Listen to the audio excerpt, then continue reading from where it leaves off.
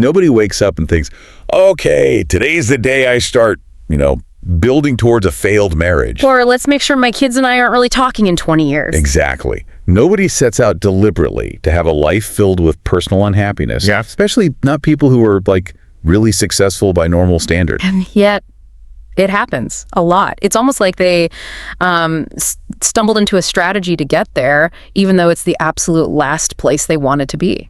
It's a really strange thing, isn't it? How can smart, accomplished people end up in such, difficult personal spots? It is. And we're looking at some really insightful material today that digs into this. It draws lessons from solid business theories and applies them to, the biggest thing you'll ever manage, your own life. Right. We're drawing heavily from the thinking in, how will you measure your life? That's the core source, yeah. And our goal here really is to unpack these ideas, try to understand what causes these unintended outcomes.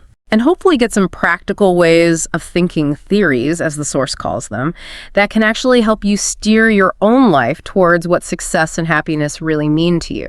Makes sense. And the material really frames this whole exploration around 3 fundamental questions. First, how can you be sure you'll actually find success and happiness in your career? Okay. Second, how can you be sure your relationships, family, friends become a genuine, lasting source of happiness? Important. And third, how can you make sure you live a life of integrity? Stay out of trouble, basically. Yeah. It's interesting that the approach isn't just like a checklist, do these 10 things. It really focuses on theory, understanding, cause and effect. Exactly. To predict outcomes. It's like putting on a specific pair of glasses to look closely at your own life choices, like a case study. Okay, so that seems like the place to start then. The power of theory versus just anecdotes, or what seems like best practice. Absolutely. Why isn't just copying what looks successful or following inspiring stories enough? Yeah, why not? Well, because theory helps you understand the actual causal mechanism. It's not just seeing 2 things happen together. It's understanding why A causes B. Right. Think about early attempts at human flight. People saw birds flying. They noticed, hey, birds have feathers and wings. Strong correlation. So they strapped on feathers and wings? Jumped off cliffs, towers. You know the results. Yeah, good. They were copying what successful flyers looked like, kind of mimicking a best practice, but they had zero clue about the actual theory. Lift, aerodynamics, all that. So just relying on the surface level, the anecdote of birds have wings, it just didn't work, or it worked disastrously. Precisely. And the connection to our lives here is, it's critical. You really can't afford to learn the most important lessons, like how to be a good partner or how to raise resilient kids purely by trial and error, or just by hearing stories. You need something more reliable. Understanding the underlying theory helps you predict outcomes before you potentially live through a painful failure. You need that foresight. Okay, so let's apply that. That first big question, finding happiness in your career. How does theory help there? Well, the source uses the classic business strategy process as an analogy. Like how a company decides what market to enter or what product to build. Exactly like that.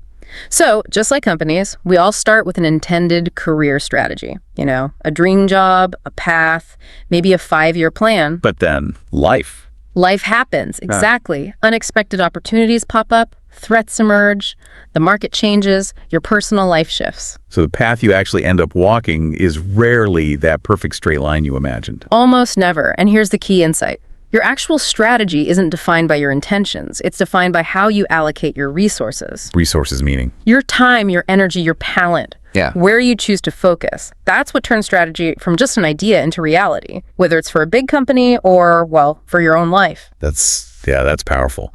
What you do with your limited resources literally defines your strategy, whether you mean it to or not. There's that great example about Apple's failed Copland OS.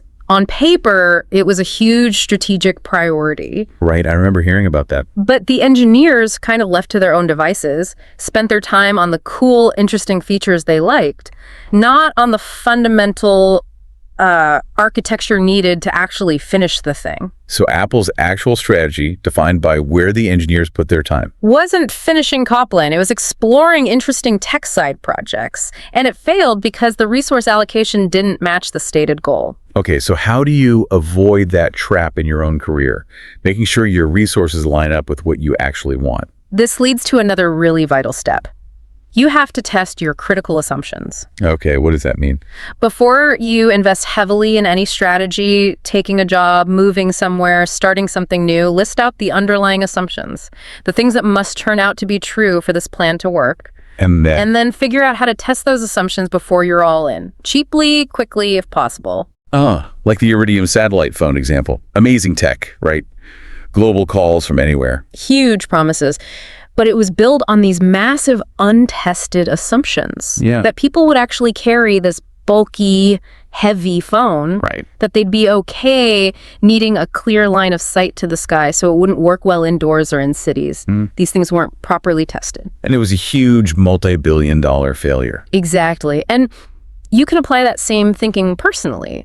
There's the story of the student who really wanted to venture capital, but specifically investing in developing countries. Yeah, she got a job offer from a top firm. Based on them saying they were interested in that area.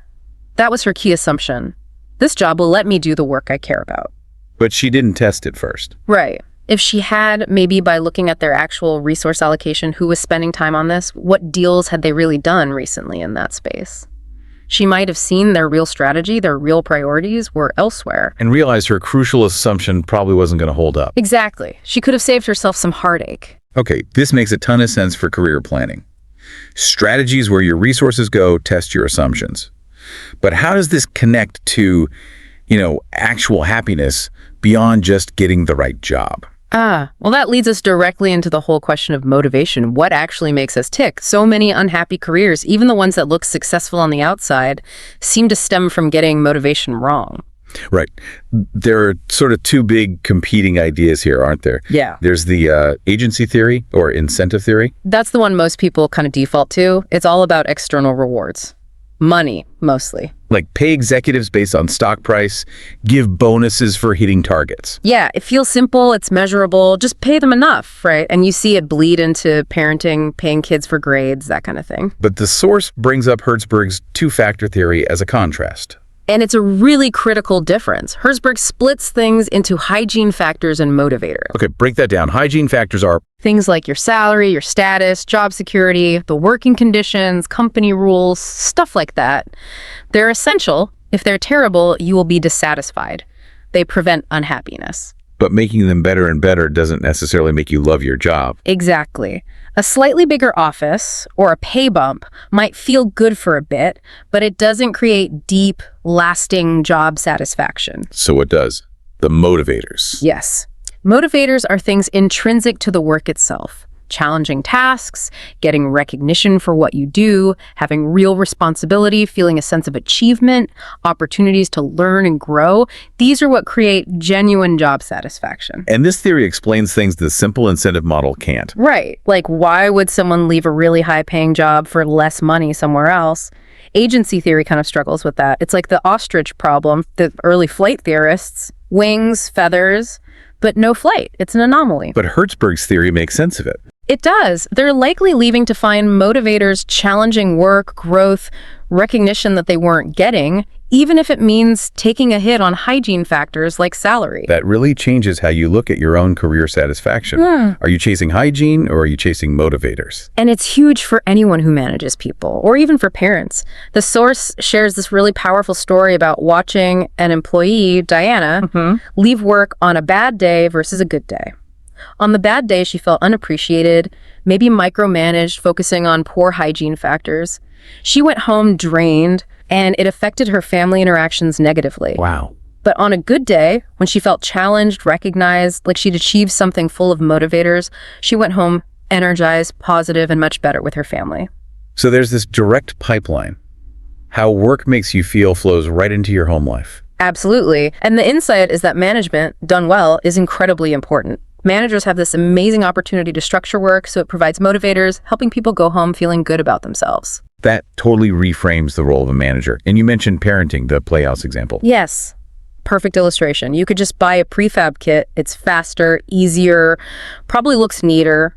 Like paying for grades, focusing on the easy outcome, the hygiene factor. But building it from scratch with kids. Takes longer, it's messy, frustrating maybe.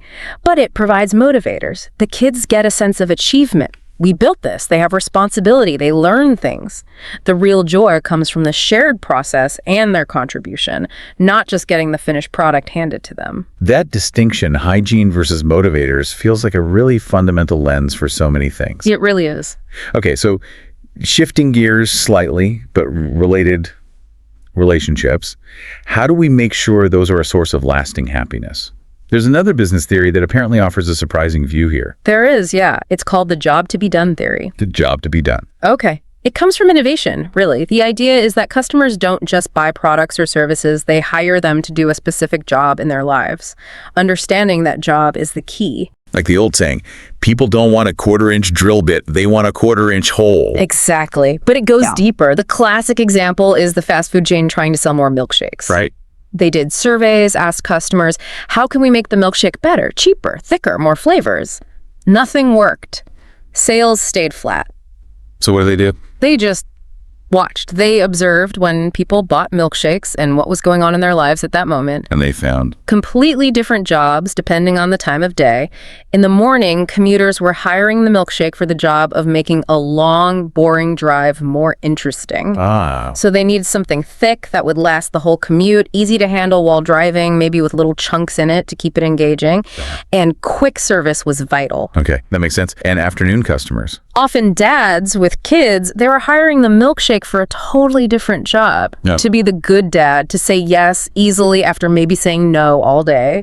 Like a small treat, an easy win. Exactly. It wasn't really about the milkshake's specific features. It was about the emotional job it did, easing guilt, creating a peaceful moment. So improving the milkshake meant understanding these very different jobs, not just tweaking the product itself. Wow. Okay, I can see where this is going. This sounds a lot like relationships. We focus on the person's attributes or the specific interaction, but maybe we're missing the underlying job. That's precisely the connection. We often approach relationships, even marriage, thinking, what am I getting out of this? Or we focus on surface things, like a checklist of chores done or saying the right words. But the theory suggests something deeper. It suggests that the strongest, most loyal relationships happen when partners consistently figure out and reliably do the jobs the other person truly needs done in their life at that moment. Okay, give me an example. Scott and Barbara. Right. Scott comes home. Barbara's clearly had a rough day. He thinks, okay, job to be done. House needs tidying. So he starts doing chores. That's the job he defined. But that wasn't what she needed. No. Her day was tough because she felt isolated, hadn't had a real adult conversation. The job she needed Scott to do was to listen, connect, be an empathetic partner, provide adult companionship. He failed because he misunderstood the real job. Thinking about marriage that way, what job does my spouse need me to do right now? That completely changes the dynamic, doesn't it? It moves away from, are my needs being met this second? Exactly. It moves away from that kind of marginal transactional thinking towards empathy and genuine support. It's about understanding and serving their needs. Which leads right into the idea of investing in relationships and doing it, well, way before you think you need the payoff. This loops back to resource allocation again. It does. Just like companies sometimes underinvest in the future because the short-term numbers look better. We do that with people. Often, yes. We underinvest our time and energy in relationships because the returns, that deep connection, that reliable support, they aren't always immediate or obvious. They're certainly not as easily measured as a promotion or a pay rise. So we pour our energy into the things with quicker, more visible payoffs. Career, money. And we might neglect the slower, deeper investments in people. Steve's story in the source material is just, it's tough to read. He focused everything on his business, right? Telling himself he was providing for his family. And financially, he was, no question. But he wasn't allocating his most valuable resource, his time, his focused energy towards building actual relationships with his kids day to day. So when things fell apart, when his marriage ended, and he really needed them. They drifted. They had their own lives, their friends, their routines. They didn't have that deep, built-up connection with him, that history of shared time and experience. And he regretted, profoundly, not making those investments years earlier, before the crisis hit. Wow. It's like George Bailey and It's a Wonderful Life, isn't it? Yeah. When everything goes wrong, what saves him is the richness of the relationships he'd unknowingly invested in all along. Exactly. That's the real wealth. So the takeaway is crystal clear. You have to make those consistent small investments in relationships, especially with kids when they're young, over the long haul. even when you don't see an immediate return. Especially then. And certainly long before you feel like you need the relationship to pay dividends, putting off that investment is just incredibly costly in the end. Okay, let's look at parenting through one more lens from the business world. Yeah. This idea of capabilities, processes, and the potential danger of outsourcing too much. Ah, yes, the Dell and Asus analogy. This one really hits home today. So Dell became super successful partly by outsourcing manufacturing, right? First, simple components, then more complex stuff like motherboards, even design and supply chain management. They outsourced it to companies like Asus. And on paper, it looked great for Dell initially. Their financials improved better return on net assets because they owned less stuff, fewer factories.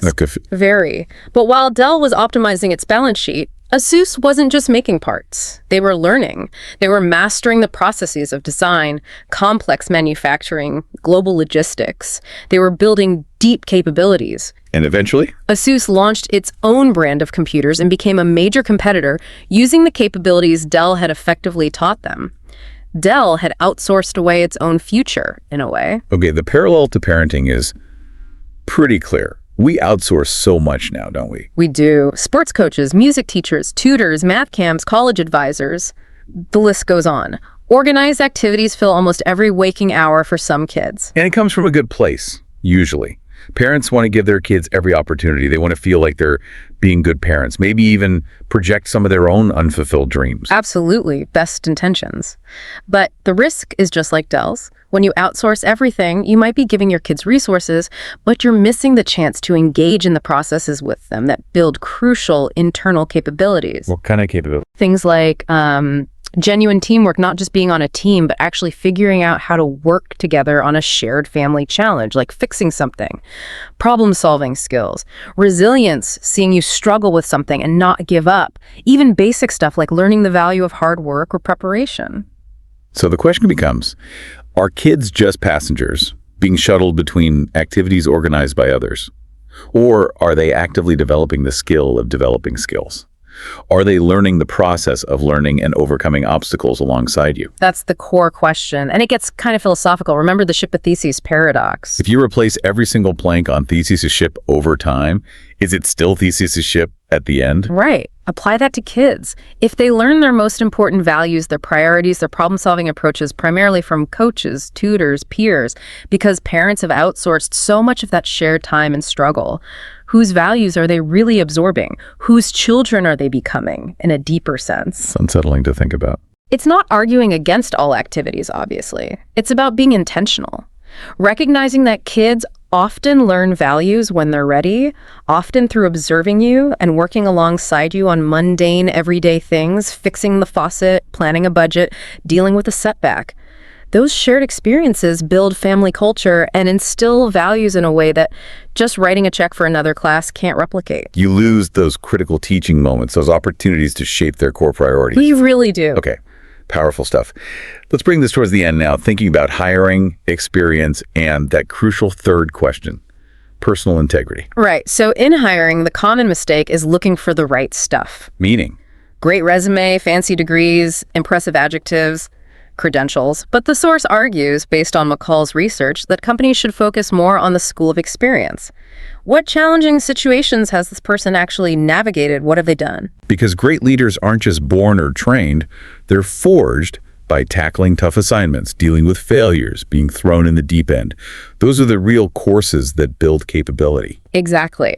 There are examples like hiring candidate A with the perfect big company resume for a startup role over candidate B who actually had startup experience. And candidate A failed, didn't have the right experience, despite the credentials. Right. Or the Pandesic venture stuffed with all-stars from huge tech companies, but they lacked the specific experience of building a startup from scratch. They failed, too. And conversely, a successful CEO actually sought out tough experiences early on, like managing an asbestos mine, specifically to build those capabilities. He knew this stuff wasn't enough. He knew he needed the experience. It's like the basketball coach analogy. The coach always plays his 5 best players. They have the right stuff. He never gives the bench players meaningful minutes in real games. So they never get experience under pressure. Exactly. Then the championship game comes. His starters are tired or in foul trouble, and he looks down the bench. And he doesn't trust anyone because they haven't been tested. He hasn't invested in giving them experience. he loses. You have to build capability through experience before the critical moment arrives. Yes, and that applies to us too, seeking challenges, not just credentials. Which brings us finally to integrity. How do these ideas help us understand why good people sometimes make disastrous choices? This connects back to economics again. Marginal cost thinking. Yes, the idea of marginal cost versus full cost. Marginal cost thinking focuses on the cost or benefit of just the next step, the immediate decision, in isolation. Like a company deciding whether to invest a little more in its existing profitable product versus investing in a risky new disruptive technology. The marginal return on the existing product looks way better. Right, so they don't invest in the disruption. But the full cost of that decision, looking long term, might be getting put out of business entirely. Think Blockbuster ignoring streaming, or U.S. Steel ignoring minimills. They focused on the marginal gain and missed the devastating full cost. Exactly. Now apply that to personal integrity. The marginal cost of doing something slightly unethical just this once often seems tiny. It's a small lie. No one will know. It's just this one time under unusual circumstances. The immediate consequence seems negligible. Right. It feels like a minor justifiable deviation in the moment, but the full cost, that's the slippery slope. That first just this once makes the next compromise easier. Precisely. And the one after that. People don't wake up and decide to commit fraud or ruin their reputation. They get there through a series of small, marginal decisions, each seeming insignificant on its own, until they've slid into a place they never ever intended to be. The source mentions a personal story about a small rule break in college basketball. Yeah, illustrating how easily that first step can lead to bigger ones if you're not careful. The insight here is incredibly stark, really. The only way to be sure you avoid the major ethical failures is to never make that first small compromise. You have to decide where your line is, what you stand for, and hold that line every single time. Because the full cost of that just this once is almost always far, far higher than the marginal cost appears to be. 100% of the time is easier than 98% of the time. Wow. Okay. So all these different threads, how strategy really happens through resource allocation, understanding what truly motivates us, figure out the job in relationships, investing for the long term, building capability through experience, and holding the line on integrity by avoiding that first marginal compromise. They all point towards one overarching need, the critical importance of having a clear purpose for your life. Right. Peter Drucker said that lack of purpose is a major reason for frustration and failure in business and life. And purpose, like strategy, isn't something you just figure out once and you're done. It's a process. It takes effort, reflection. The source suggests 3 components to think about: likeness, commitment, and metric. Likeness is the vision. Yeah, the kind of person you hope to become. Your ideal self, drawing on your deepest values, maybe your faith, your aspirations. It's like an intellectual sketch. And commitment. Being genuinely dedicated to pursuing that likeness. Making it a priority in how you allocate your time and energy, even when it's hard or seems to conflict with other demands. Like the author dedicating that hour at Oxford to personal study, even when feeling crushed by academic work. Exactly. And realizing years later that that hour spent clarifying his purpose and values was actually the most valuable and practical hour of his day, far more impactful long-term than mastering one more economic model. And the third part, the metric. How you'll actually measure your life success. This was apparently the hardest part for the author. Took him years to figure out, but he eventually landed on his metric being the positive impact he had on individuals, his students, people he mentored, helping them become better people. So figuring out your purpose isn't just a nice philosophical exercise. No, it's framed as the most vital piece of knowledge you can possess. It provides the ultimate context for everything else. It tells you how to allocate your resources, what work will genuinely motivate you, which relationships matter most, and where you absolutely must draw the line on integrity. It's the compass. So stepping back from all this, it really seems like applying these robust theories, often from the business world, can offer some incredibly powerful, maybe even counterintuitive insights for navigating our personal lives more intentionally. Definitely. They give you tools to look beyond the surface, understand cause and effect, predict potential outcomes, and make conscious choices, rather than just sort of drifting towards outcomes you never wanted. The challenge then is to really grapple with these questions personally. How will you measure success and happiness in your career? In your relationships? How will you ensure you live with integrity? And to look honestly at your life right now. Based on where your time and energy actually go, what is your real emergent strategy? What jobs are you truly doing for the most important people in your life? Are you meeting their real needs? What courses are you currently enrolled in the School of Experience? And what experiences are you enabling for your children beyond just providing resources? And crucially, are you letting those just this once decisions pile up without considering the potential full cost down the road? It leads to a pretty challenging final thought. Your intentions for your life, your dreams, your plans, what you hope to achieve, they matter. Of course they do. But ultimately, your life won't be measured by your intentions. It will be measured by where you actually allocate your scarcest, most precious resources, your time and your energy. What does that allocation tell you about the life you are building right now?